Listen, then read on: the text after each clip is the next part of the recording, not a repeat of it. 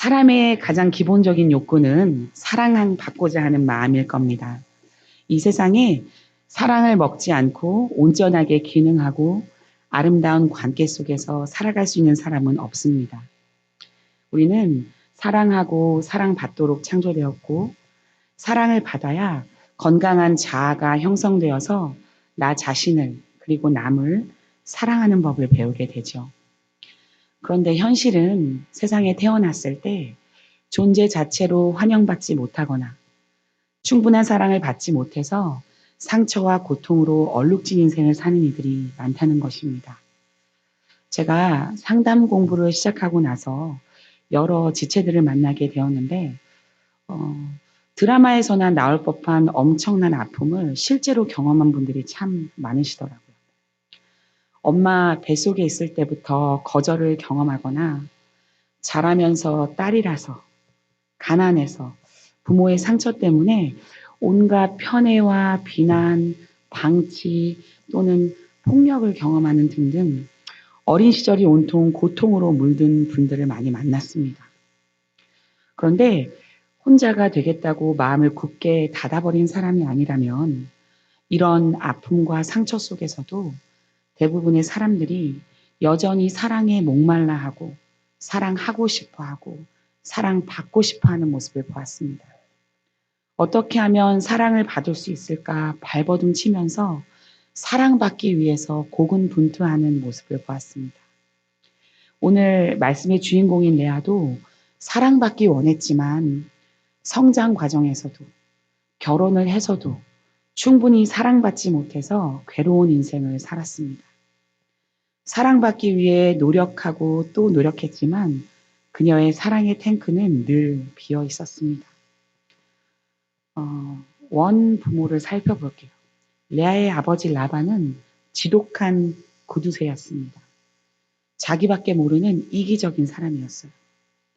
딸들을 결혼시킨 방법을 보면 어떤 아버지였는지가 답이 나옵니다. 오갈 데 없는 가여운 신세가 된 야곱의 상황을 이용해서 라반은 14년 동안이나 야곱을 공으로 부려먹기 위한 노예 계약을 합니다. 그리고 그 목적을 이루기 위해서 다른 사람이 아닌 자신의 두 딸들을 이용합니다. 라헬을 사랑하는 야곱의 마음을 이용해서 결혼을 시켜준다고 속이고 7년을 일하게 만들고 첫날 밤에 언니인 레아를 들여보내서 다시 라헬과 결혼하기 위해 또 다른 7년을 일하게 만듭니다. 얼마나 머리가 잘 돌아가고 야비한 사람인지 모르겠어요. 그 결과로 큰 딸은 동생과 이제 건널 수 없는 강을 건너는 철전지 원수가 되고 평생 자기를 사랑하지도 않는 남편을 바라보면서 살아야 되는 외로운 결혼 감옥 생활을 시작하게 됩니다. 둘째는 결혼식 날 감금을 당하고 세상에서 가장 사랑하는 남자를 강제로 친언니에게 빼앗기는 인생 트라우마를 경험하게 됩니다. 그 분노, 배신감, 좌절을 어떻게 감당했을까요? 라반은 자신의 뜻을 이루기 위해서라면 딸들의 감정, 그리고 그 자신의 행동으로 인해서 딸들이 겪을 고통 따위에는 관심조차 두지 않는 매정한 아버지였습니다. 야곱이 이제 세월이 흘러서 레아와 라헬을 불러놓고 라반에게 더 이상 억울하게 당하고 살 수 없다고 떠나자고 말을 했어요. 그때 레아와 라헬이 어떤 반응을 했는지 여러분 아십니까? 창세기 31장 14절에서 15절에 나오는데 제가 의역을 해드리자면 우리가 아버지에게 자식이기나 해. 아버지에게 우리는 남이나 다름없지. 포리너라는 단어를 써요. 그냥 지나가는 나그네 정도. 천대받는 나그네 정도. 그러니 우리를 그렇게 팔아넘기고 우리 몫을 아버지 자신을 위해 다 써버렸지. 이런 말을 합니다. 레아와 라헬이 야곱과 결혼하게 된 과정을 이 숱한 세월이 흘러도 어떤 시선으로 바라보았는지 여기에 다 함축되어 있습니다. 아버지는 자기들을 마치 야곱에게 팔아넘기듯이 결혼 계약을 맺었고 야곱이 피땀 흘려 일한 대가를 아버지가 다 차지했으니 그저 야곱의 등골을 빼먹기 위해 우리들을 이용한 거다. 그 마음이었던 것입니다. 그러니 이런 부모 밑에서 자란 레아가 조건 없는 사랑이 무엇인지 알고 컸을까요? 레아의 인생을 생각하면 참 가엾기 그치 없습니다. 레아는 세상 속에서도 사랑받지 못했어요. 동생 라헬은 미모라는 무기라도 가졌지만 레아는 외모가 볼품이 없는 사람이어서 늘 동생과 비교의 대상이 되었고 남자들의 관심 밖이었습니다.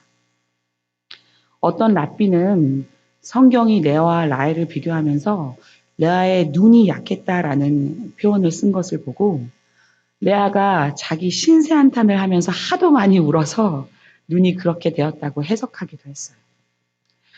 어쨌든 야곱이라는 멋진 청년이 어느 날 나타나서 동생을 보자마자 반해서 자신의 인생을 바치면서까지 7년을 7일같이 여기며 열정적으로 사랑하는 모습을 보고 레아는 어떤 마음이 들었을까요?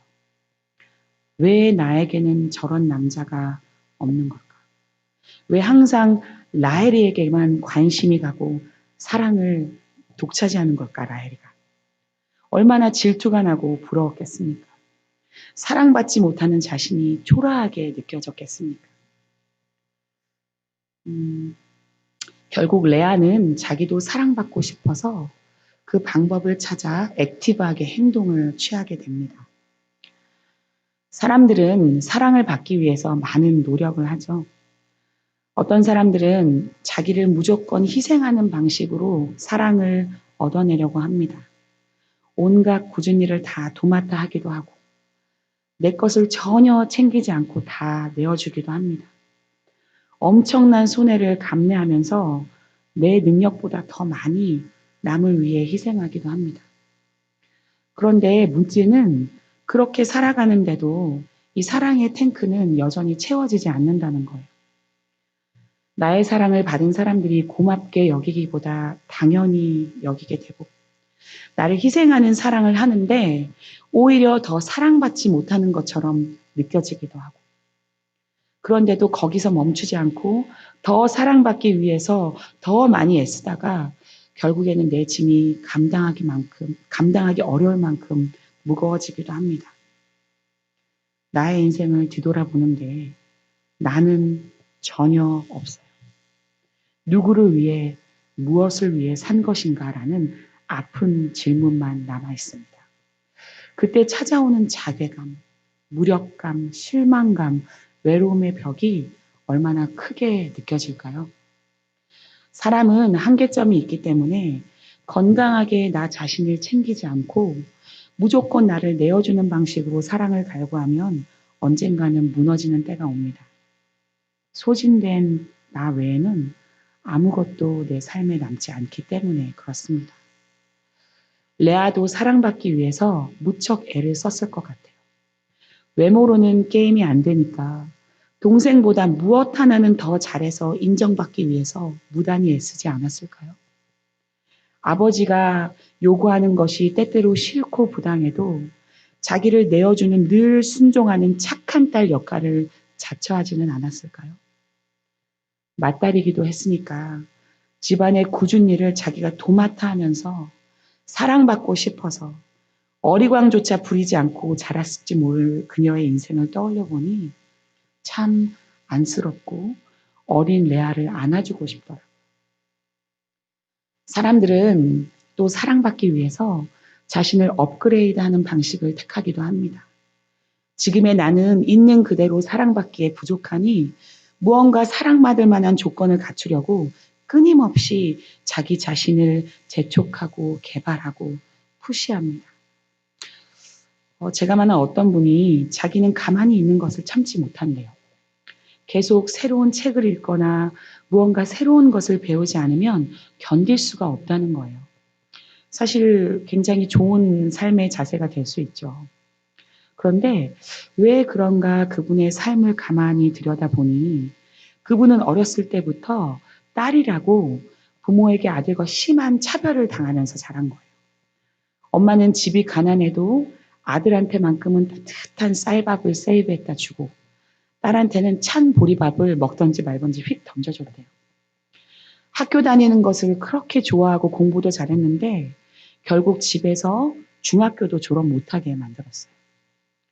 서울에 올라와서 돈을 벌기 시작했는데 배움이 짧으니까 무시를 당하고 선택할 수 있는 직업이 많지 않아서 남들이 꺼려하는, 안 하는 밤새 작업해야 되는 굳은 일만 할 수밖에 없었다는 거예요. 얼마나 서럽고 슬픈지. 그래서 이렇게 살다가는 내 인생이 남들에게 무시당하다가 너무 불쌍하게 끝날 것 같아서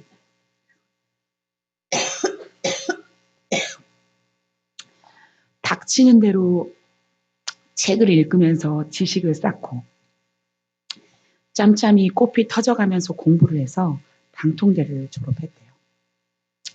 그리고 그렇게 세월이 흘렀어요. 남편도 만나고 가정도 이루면서 인생이 피는 날이 왔습니다. 그런데 이제는 좀 여유 있게 즐겨도 되고 쉬어도 되는데 여전히 무언가를 하지 않으면 불안한 거예요. 내 가치가 떨어질 것 같은 두려움이 몰려오는 거예요. 그래서 계속 자기 자신을 더 업그레이드 시키기 위해서 푸시하게 되었던 것입니다. 어린 시절의 사랑의 결핍이 현재의 삶을 온전히 누리지 못하게 만들었고 어떤 상황에도 만족할 수 없는 마음의 상태를 만들어버린 거예요. 영혼의 쉼이 없는 삶, 현재에 주어진 기쁨을 누리지 못하는 삶, 그 삶이 얼마나 고달팠을까요? 레아도 마찬가지였죠. 야곱의 사랑을 받을 만한 조건을 갖추기 위해서 어떻게 해야 하나 노심초사하다가 자식을 낳는 방법을 선택했어요. 그 시대에는 대를 잇는 것이 무엇보다 중요하니까 아들을 낳아주는 아내가 되면 그때는 남편이 나를 좀 봐주겠지. 나를 사랑해주겠지. 존귀히 여겨주겠지. 그럼 나의 고통도 끝나겠지 생각하고 기회만 되면 남편과의 잠자리를 사수하려고 애를 썼어요. 그런데 자식을 아무리 낳아도 남편의 사랑은 레아에게 돌아오지 않았어요. 여전히 그녀는 사랑이 모자라서 울었고 가슴 아파했어요. 자식을 얻는다는 것은 사랑의 결실이자 큰 기쁨인데 레아에게는 남편의 사랑을 얻는 수단으로 바뀌어 버렸어요. 자식을 자기 목적을 이루는 수단으로 사용했던 아버지에게 질린 사람이 레아인데 그녀는 자신도 모르게 남편의 사랑을 얻기 위해서 자기도 자식을 이용하는 엄마가 된 거예요. 상처의 되물림은 늘 이렇게 일어나게 되는 것이죠. 그리고 레아는 남편의 사랑을 받지 못한다는 괴로움과 슬픔에 잠식되어서 예쁘게 자라나는 아이들의 모습이 눈에 들어오지 않았어요. 아이를 낳고도 남편 때문에 계속 슬퍼하고 힘들어하고 동생을 질투하는 모습을 자녀들에게 보여주었어요. 자녀들에게 고통에 깊이 삼킴을 당한 모습을 보여주는 엄마가 되었던 것입니다. 레아의 큰아들 루벤이 사랑의 묘약, 임신의 특효약이라는 식물인 하반체를 발견했을 때 잽싸게 엄마에게 가져온 걸 보세요. 엄마가 평소에 임신을 하는 것에 얼마나 옵세스된 모습을 보여줬으면 아이가 그것을 보자마자 엄마에게 달려와서 가져다 줬을까요? 현재 자신에게 주어진 것들에는 전혀 감사하지 못하고 물론 그럴 수밖에 없는 환경을 살았지만요. 소중한 자녀를 낳았는데 만족하지 못했어요. 계속해서 사랑받지 못하는 내 모습을 묵상하면서 괴로워하고 인간적으로 어떻게 하면 사랑을 받을까 갈구하다가 레아는 자신도 모르게 사랑받지 못한 상처를 자녀들에게 되물림하는 결과를 낳았어요. 부모 때문에 레아와 라헬 사이에서 벌어진 야곱에 대한 사랑의 쟁취 싸움이 자녀 때에도 반복이 되었어요. 그래서 요셉이 그렇게 험난한 인생을 살게 된 것이 아니겠습니까? 여러분, 사랑받고자 하는 욕구는 인간의 본능이지만 그 욕구가 상처와 만나서 일그러질 때에는 한 사람의 생각을 마비시키고 인생을 망가뜨리는 여리고성이 될 수 있습니다. 우리는 이 세상에 살면서 이 세상이 말하는 사랑에 너무 길들여지게 되었어요. 주님의 사랑에 대해 그렇게 듣고 말하지만 내면에는 아직도 사랑받을 만한 행동을 하고 사랑받기에 충분한 조건을 갖춰야만 사랑받을 자격이 있다고 여전히 믿고 있어요. 오늘 다시 한번 우리 모두가 세상이 말하는 사랑의 조건에 대해 도전하고 주님의 우리를 향하신 사랑을 받아들이기를 원합니다. 사랑에 목말라 영혼이 죽어가는 우리에게 필요한 것은 주님이 자신의 목숨을 내어주시면서까지 보여주신 값없이 주어진 사랑입니다. 주님은 우리에게 내 사랑을 받기 위해 먼저 착하게 살라고 말씀하지 않으셨어요. 내 인정을 받을 만한 일을 하라고 요구하지도 사랑을 받을 만한 자격을 갖추라고도 말씀하지 않으셨어요. 오히려 우리가 아직 죄인일 때 그분의 사랑의 깊이와 넓이가 무엇인지 가늠조차 하지 못할 때 주님은 우리를 향한 그분의 사랑을 확증하셨습니다. 내가 너를 창조했어. 그래서 내가 너를 사랑하는 거야. 너의 죄의 습성을 벗으려면 진짜 아직도 멀었어. 아직도 네가 내 가슴을 얼마나 자주 아프게 하는지 몰라. 너 때문에 내 속이 뒤집어질 때가 많아. 그런데도 나는 널 사랑해. 너니까. 내 자녀니까. 내가 너를 택했으니까. 주님이 오늘 우리에게 이렇게 말씀하십니다. 일평생 동안 우리를 따라다니시면서 우리 귓가에 대고 이렇게 말씀하고 계셨어요. 그런데도 우리는 여전히 제가 더 사랑스러워지려면 어떻게 해야 돼요? 제가 더 사랑을 받으려면 어떻게 해야 돼요? 하나님 앞에서 묻고 있고 울고 있어요. 오늘 이 순간에 그냥 너 자체로 충분해. 좋게 말씀하시는 하나님의 음성을 아멘으로 받아들이고 그 안에서 평안을 얻고 돌아가시는 여러분이 되면 좋겠습니다. 레아가 언제부터 행복해진 줄 아세요? 그녀는 평생 야곱에게 라헬이 받았던 만큼의 사랑을 받지 못했어요. 그런데 어느 순간부터 그녀는 남편에게 집착했던 시선을 하나님께 돌리기 시작했어요. 하루아침에 이루어진 일은 아니죠. 남편에게 실망하고 기대하고 실망하고 기대하고 또 실망하는 순간들이 반복되면서 그녀는 하나님 앞에서 눈물이 더 많아졌을 거예요. 그런데 그 가운데서도 나를 붙들어 주시고 나에게 자녀들을 선물해 주신 하나님께 눈이 열리게 된 거예요. 하나님이 눈을 열어주신 거죠. 남편은 날 아프게 했어도 날 향한 사랑과 은혜의 손길을 거두지 않으시는 하나님을 인식하기 시작한 거예요. 그때부터 레아는 자유해졌습니다. 더 이상 남편이 그녀를 어떻게 대하느냐에 따라서 그녀의 감정이 하루가 행복이 좌지우지되지 않았어요. 물론 남편과 행복한 관계를 이루는 것만큼 좋은 것은 없죠. 하지만 남편이 나에게 아무리 잘해줘도 우리 모두에게는 하나님만이 채우실 수 있는 구멍이 있어요. 레아는 그 구멍이 남편과의 애정 없는 관계로 남보다 훨씬 컸을지 모르겠어요. 그러나 하나님이 그녀를 사랑하시고 그녀에게 긍휼을 베풀고 계심에 눈을 뜰 때 그 구멍이 채워지는 것을 경험하기 시작했어요. 비로소 그동안 보지 못했던 것들에 눈이 뜨이고 자신을 바라보며 사랑을 갈구하는 자녀들의 눈빛이 레아의 눈 속에 들어오고 자기에게 주어진 소소한 것들을 감사하기 시작하면서 행복을 느끼기 시작했어요. 그래서 자녀를 낳을수록 자녀의 이름 속에서 더 이상 야곱이 아닌 참 신랑 되신 하나님을 붙들고 의지하고 나아가는 레아의 모습이 반영되는 것입니다. 그리고 레아는 평생 경쟁의 대상이었고 자식을 낳는 문제로까지 힘겨루기를 했던 동생 라헬이 눈앞에서 죽는 것을 경험했어요. 라헬이 둘째를 낳다가 죽는 모습을 보고 레아가 통쾌했을까요? 이제는 드디어 내 남편이 나의 차지가 되었다라고 하면서 기뻐했을까요? 저는 아니라고 생각해요. 그랬다면 레아가 예수님의 조상이 되는 계보에 들어가지 않았겠죠. 하나님은 라헬의 자식이 아닌 레아의 자식 유다를 예수님의 가문의 계보에 오르게 하셨습니다. 라헬의 죽음을 보면서 레아는 인생의 덧없음을 깨달았을 것 같아요. 그렇게 동생을 질투하고 다투고 미워했던 시간들이 얼마나 덧없고 허무했는지를 느꼈을 것 같아요.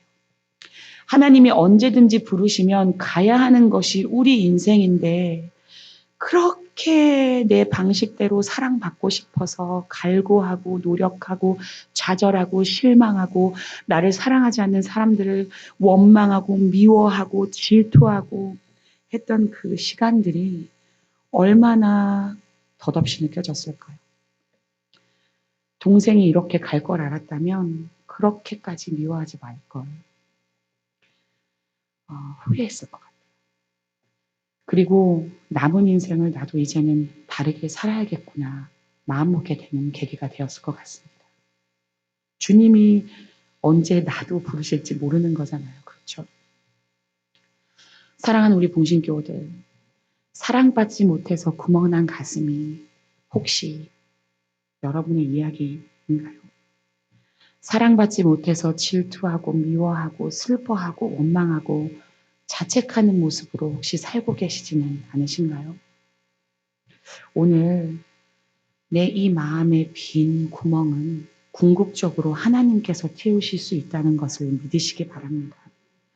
우리는 주님의 사랑이면 충분합니다. 내가 주님의 사랑으로 충만할 때 나도 변하고 내 주변도 달라질 것입니다. 내가 더 이상 인간적인 방법으로 사랑을 갈구하고 집착하지 않을 때 하나님께 나의 인생을 맡기고 하나님의 사랑으로 내 가슴을 구멍난 나의 가슴을 채우기 시작할 때 내 주변에 어그러졌던 관계에도 변화가 시작될 줄 믿으시기 바랍니다. 우리 하나님은 그렇게 역사하시는 분이십니다. 오늘 기도하시면서 하나님께 한번 물어보시면 좋겠어요. 하나님, 저를 어떻게 생각하세요? 제 부모는 저를 아프게 했는데, 제 남편은, 아내는, 자식은 제 자존감을 땅바닥 밑으로 떨어뜨리며 내가 참 쓸모없는 가치 없는 존재처럼 느끼게 만드는데 주님은 어떠세요? 하나님은 내가 태어난 순간부터 지금까지 나를 어떤 눈빛으로 바라보고 계셨어요? 나는 주님의 음성을 잘 듣지 못할 때가 많았는데 지금까지 내 귀에 뭐라고 말씀하고 계셨어요? 저 오늘 그 주님의 눈빛을 만나고 그 음성을 듣고 가야겠어요. 이렇게 간구하시는 시간이 되기를 바랍니다. 이 시간 내가 느끼지 못할 때에도 내가 보지 못할 때에도 내 인생 가운데 항상 그 중심에 자리하면서 역사하셨던 하나님을 경험하게 되기 바랍니다. 그 하나님의 눈뜨게 되기를 바랍니다.